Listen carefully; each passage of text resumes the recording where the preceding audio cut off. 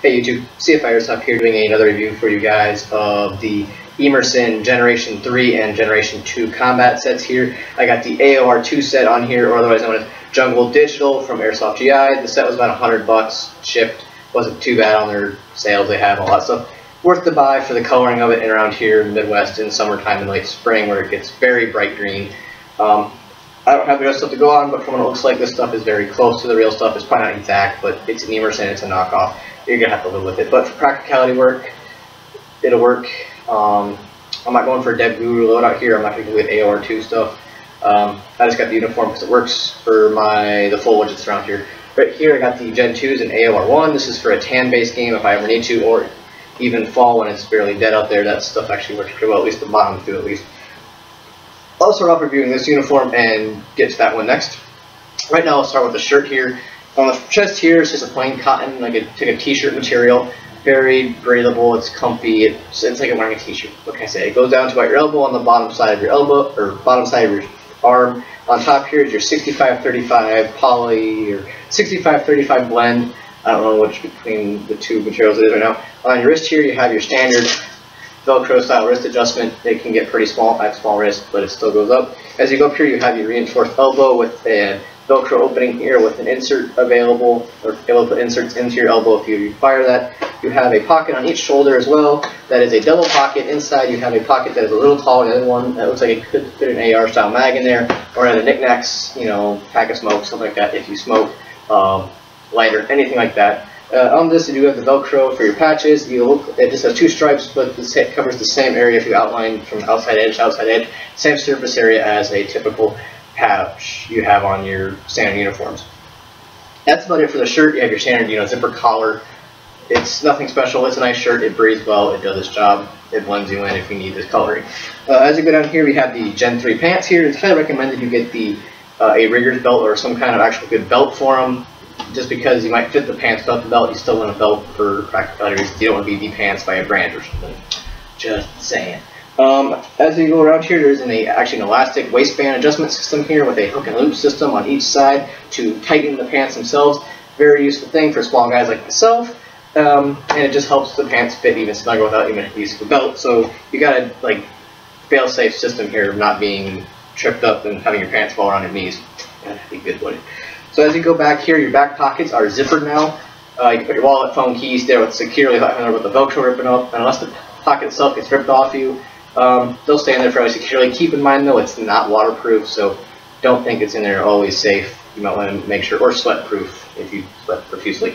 As you go down here, you have your typical front pockets. The retention system has been removed, and the retention system has now been moved to the front thigh pockets here with a bungee cord system and a press button clip to raise and lower and help hold your knee pads in place as you move. As you go down here behind your knees, you have your typical hook and loop system with two little tabs that tighten your knees up very well. Very useful thing. Another kind of cool feature of these pants here I found is now they've added, I'm not sure if they meant for this, but I found it works very well with a cold steel replica knife or any other longer bladed knives. It can go all the way down to the hilt and fit more too if you have a longer knife. There's a little opening at the top of this pocket here. It's a reinforced strap. You just put your knife in there and it goes all the way into this pocket here. It also works for if you have a small item you lose in the field or find, you can slip it in there and it'll keep it in there fairly well. This has two little Velcro tabs on it, like your typical one on your G2s or any other combat pants to open it up. And inside there is an elastic strap there. It looks like an AR style mag in there. There's a lot. These pockets are huge, just letting you know they are massive. As you go down, you have your knee pads here. These knee pads are a bit more improvement from the last one. The last ones have no flexibility. It's one piece of fabric. I'm going to flex, but these ones here, I'll pull it out and I'll show you another feature here after this. The knee pads themselves have cutouts on them to allow the knee pad itself to flex and contour more to your knee and low and upper shin. I like those knee pads a lot more. They're comfier, they're softer right now, but that's without breaking them in. And it's a rubber pad on the front, or rubber insert on the front instead of a hard plastic. That's yet to be found out if I like that or more, because that could result in more face plants if it grips the ground. On each knee pad here, the old set you'd have a big opening where your knee pad out was. Now they've introduced a piece of fabric that folds down inside when you have your knee pad, and when you take the knee pad out, there's like a strip of Velcro all the way around it, and it seals it up and reinforces your knees. So that way you're not worried about ripping up your knees or getting a bunch of branches and crap all caught up in there. very good pocket. There's drainage holes in the bottom too, so they get full of water. They should drain. And you have your, you know, like on any of these pockets, they have a little weird like ankle or calf pocket there, and then you have your adjustments for your ankles. That is about it for this uniform. You know, it's a pretty typical uniform. If you have any questions, post them on this. I'm going to get down to the Gen 2s here. Alright, now we're on to the Gen 2 AOR1 set. As you can see, it's a bit different. Shirt is very similar to cotton, your zipper cuff, your Velcro patch here on your side. This is a single pocket now on the Gen 2s, and you have a wrist adjustment that doesn't seem to go nearly as small as the other ones, but this is a small shirt. It still fits fairly well, I think. You know, it's a very similar shirt. The only thing now is it has the ability to have the hard elbow inserts. I do not currently wear those because to me they are very I just like the feel of them. As you can see here, these are your elbow pad inserts, and they take up a lot of your forearm too. And to me, I mean, you could cut them down if you wanted to, but they come with sit as well. These come with that crappy stick-on Velcro you get. This is up to you. If you're comfortable with this kind of feeling on your elbows, go ahead and get them. But to me, it just felt like I had like a piece of like my elbow would felt like it was sticking out more, and it just didn't fit well. And foliage, it just got tangled up more to me, if you ask me.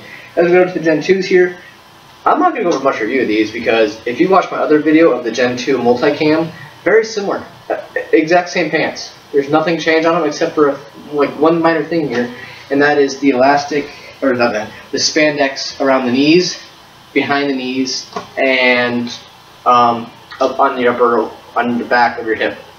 Other than that, they're very good pants still. I'm going to use this time to go over some tips and pointers on them. The one thing I would say, your stitching on these things, when it gets wet, it weakens.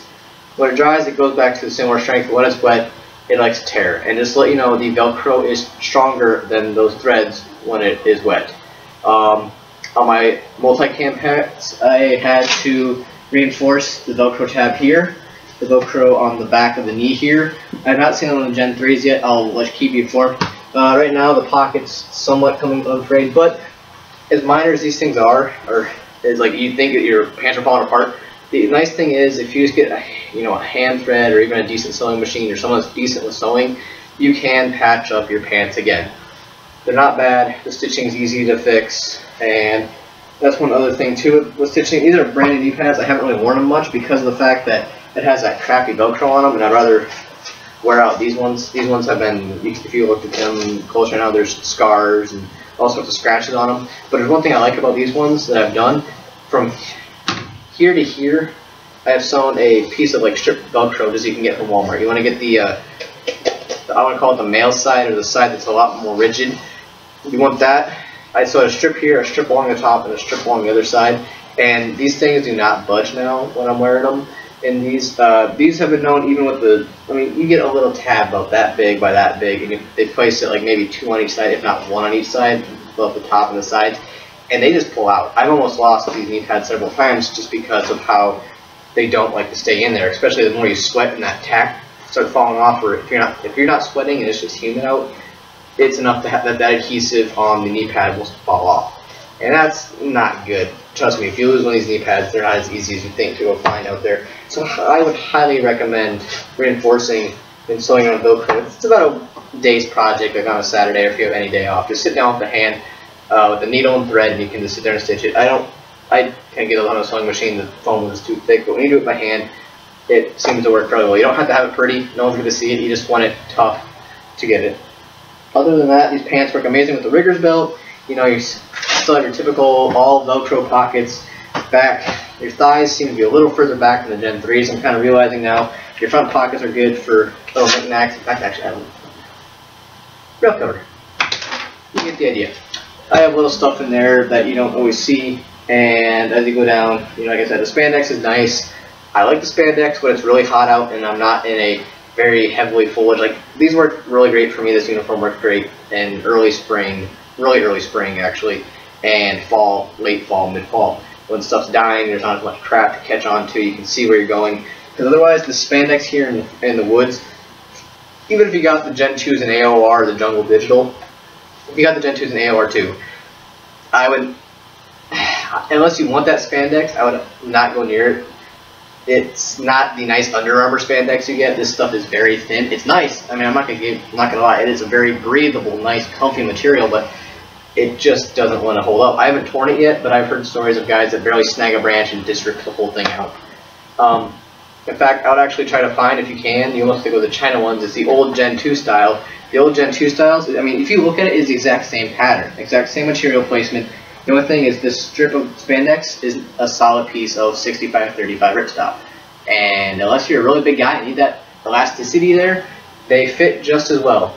These just kind of look cool, I guess, with the spandex, and they breathe nice, but practicality-wise, you got to think here. This is, yeah, if you're going Dev Guru and you want to get this look, then get them. But if you're going for practicality, I highly recommend you stick with what's durable, what's practical, and these things actually are pretty durable.